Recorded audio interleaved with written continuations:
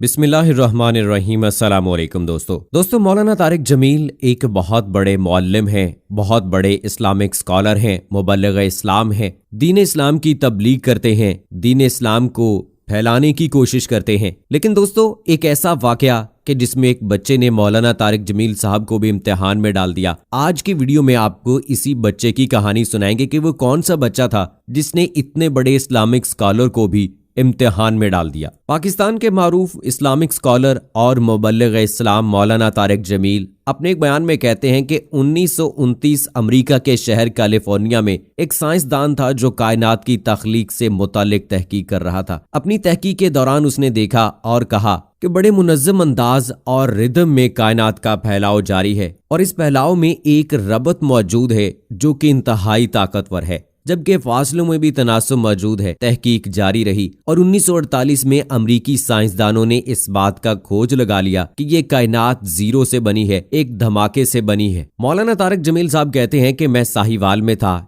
एक बच्चा मेरे पास आया जो कि गालबन एफए या एफएससी का तालिब इल्म लग रहा था। उसके कान पर हेडफोन लगा हुआ था। उसने कहा कि ये हेडफोन इस वक्त इंटरनेट से जुड़ा हुआ है और इस वक्त 700 लड़के आपकी बात सुनेंगे जो आप मुझसे करेंगे। उसने बताया कि एक यहूदी तेल अवीव में मौजूद है और हमसे सवाल कर रहा है कि कायनात जिस धमाके से बनी यानी बिग बैंग, इससे मुतल्लिक तुम्हारे कुरान शरीफ में कोई आयत मौजूद है? तुम्हारा दीन इस बड़े वाक़े पर कोई रोशनी डालता है? अगर है तो मुझे बताओ, मैं मुसलमान हो जाऊंगा। ये बात सुनकर मैंने उस बच्चे को कहा कि बच्चे, हमारा कुरान साइंस की तस्दीक करने नहीं आया और ना ही साइंस को झुटलाने नहीं आया। हमारा कुरान हदायत के लिए आया है, जिंदगी गुजारने का तरीका बताता है। कहीं कहीं वो दुनिया की चीजों को टच करता है, जहां वो टच करता है वो ऐसा सही टच करता है कि फिर उसे कोई चैलेंज नहीं कर सकता। तो इशारा हम कयास कर सकते हैं कि इससे इशारा होता है कि ये जो मेरे मुनकर हैं इनको पता नहीं कि जमीन और आसमान एक मिला हुआ मादा था। जैसे गोश्त एक अलग चीज है, सब्जी एक अलग चीज है, नमक और मिर्च अलग चीजें हैं, और जब हम सालन बनाते हैं तो हर चीज मिक्स होकर नई चीज बनाती है और फिर वो चीज इसमें से नहीं निकल सकती। ना नमक, ना मिर्च, ना कोई और मसाला सालन से जुदा किया जा सकता है। सूरह अनबिया की आयत नंबर 30 में दोनों अल्फाज इस्तेमाल हुए हैं।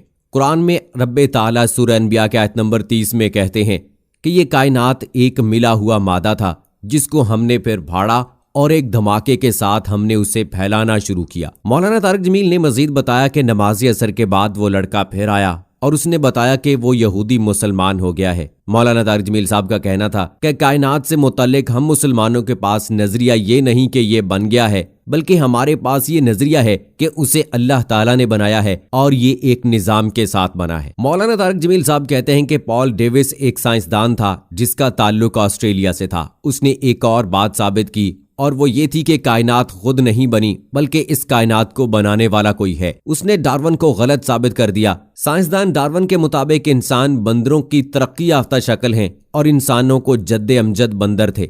डार्विन के इन ख्यालात को डार्विन थ्योरी का नाम दिया गया था।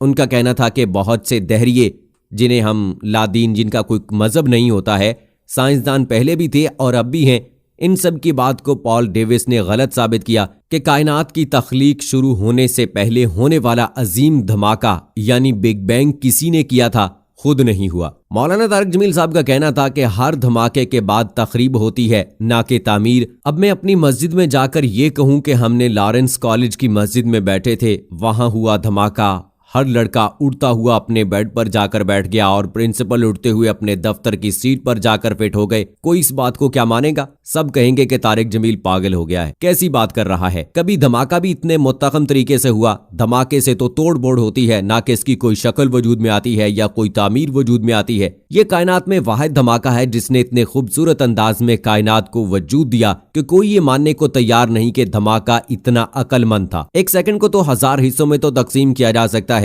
1000 से आगे फिर वो तकसीम नहीं होता। पॉल डेविस ने फिर ये साबित किया कि अगर हम फर्जी तौर पर एक सेकंड के 10 खरब हिस्से कर दें, जब धमाका हुआ था तो 2 ताकतें पैदा हुई थी, एक ग्रेविटी यानी कश्श शकल और एक रफ्तार यानी स्पीड। अगर इस वक्त स्पीड ज्यादा हो जाती तो ये कायनात बिखर जाती, और अगर इस वक्त ग्रेविटी यानी कश्श शकल ज्यादा हो जाती तो ये कायनात फिर सिमट कर जीरो हो जाती। इसमें अगर 1 सेकंड के 10 खरब हिस्से किए जाएं और 1/10 लाख सेकंड्स के बराबर रफ्तार बढ़ाई जाती तो कायनात बिखर जाती, और अगर ग्रेविटी बढ़ जाती तो कायनात जीरो हो जाती। तो ये कोई कैसे तस्लीम करे कि ये सब कुछ ऑटोमेटिक हो गया? कोई तो है जिसने सब कंट्रोल किया, और वो कौन है जहां आकर वो अटक जाते हैं? इस बात का अल्लाह ताला ने कुरान मजीद में जवाब देते हुए कहा है कि ये तेरा अल्लाह है जिसने जमीन व आसमान 6 दिन में बनाए, फिर अर्श पर तख्त बिछाया, फिर दिन और रात का निजाम चलाया। दिन आगे चलता है और रात पीछे चलती है। फिर इसने सूरज, चांद और सितारों को अपने ताबे कर लिया। मौलाना तारिक जमील साहब कहते हैं कि फिर हमारे लिए जवाब आसान हो गया कि सबका बनाने वाला अल्लाह है। बेशक सब कुछ अल्लाह ताला ने बनाया है। सो दोस्तों, उम्मीद करते हैं कि हमारी आज की वीडियो पसंद आई होगी। इस वीडियो को लाइक करें, शेयर करें अपने दोस्तों के साथ, और मुझे अगली वीडियो तक इजाजत दें।